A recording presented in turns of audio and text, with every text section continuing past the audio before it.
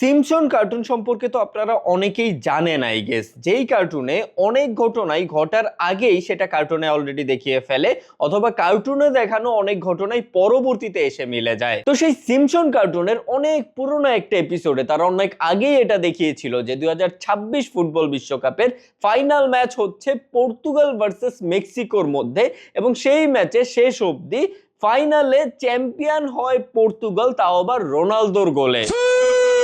তো সিম্পসন কার্টুনের প্রেডিকশন অনুযায়ী এবারের বিশ্বকাপের চ্যাম্পিয়ন হতে যাচ্ছে পর্তুগাল। ওদিকে জার্মান ম্যাথমেটিশিয়ান ক্লেমেন্ট যে 2014, 18, 22 বিশ্বকাপের প্রেডিকশন ঠিকঠাক ভাবে করেছিল, সে আবার বলতেছে ভিন্ন কথা। ক্লেমেন্টের মতে পর্তুগাল এবারের বিশ্বকাপের ফাইনাল অবধি যাবে ঠিকই, কিন্তু শেষ অবধি আর ফাইনালে জিততে পারবে না। তবে সিম্পসন কার্টুনের মতে এবারের বিশ্বকাপের ফাইনাল খেলতে যাচ্ছে পর্তুগাল ভার্সেস মেক্সিকো এবং চ্যাম্পিয়ন হতে যাচ্ছে পর্তুগাল। তবে ক্লেমেন্টের মতে এবারের বিশ্বকাপের ফাইনাল খেলতে যাচ্ছে পর্তুগাল ভার্সেস নেদারল্যান্ডস এবং শেষ অবধি চ্যাম্পিয়ন হতে যাচ্ছে নেদারল্যান্ডস। ওদিকে মাইকেল ব্রুনো যে 2010, 14 ও 18 বিশ্বকাপের প্রেডিকশনও ঠিকঠাক ভাবে করেছিল, তার মতেও এবারের বিশ্বকাপের চ্যাম্পিয়ন হতে যাচ্ছে পর্তুগাল। অর্থাৎ সিম্পসন যেই প্রেডিক্টটা করছে, মাইকেল ব্রুনোর প্রেডিকশনও অনেকটা একই রকম। তো একটা বিষয় এখানে খুব স্পষ্ট, সিম্পসন, ব্রুনো অথবা ক্লেমেন্ট সবার প্রেডিকশনেই একটা দল কমন, সবার প্রেডিকশনে একটা দল ঠিক হয়ে আছে, সেটা হচ্ছে পর্তুগাল। যদিও কারো প্রেডিকশনে পর্তুগাল এবার চ্যাম্পিয়ন হতে যাচ্ছে, তো কারো প্রেডিকশনে রানার্স আপ।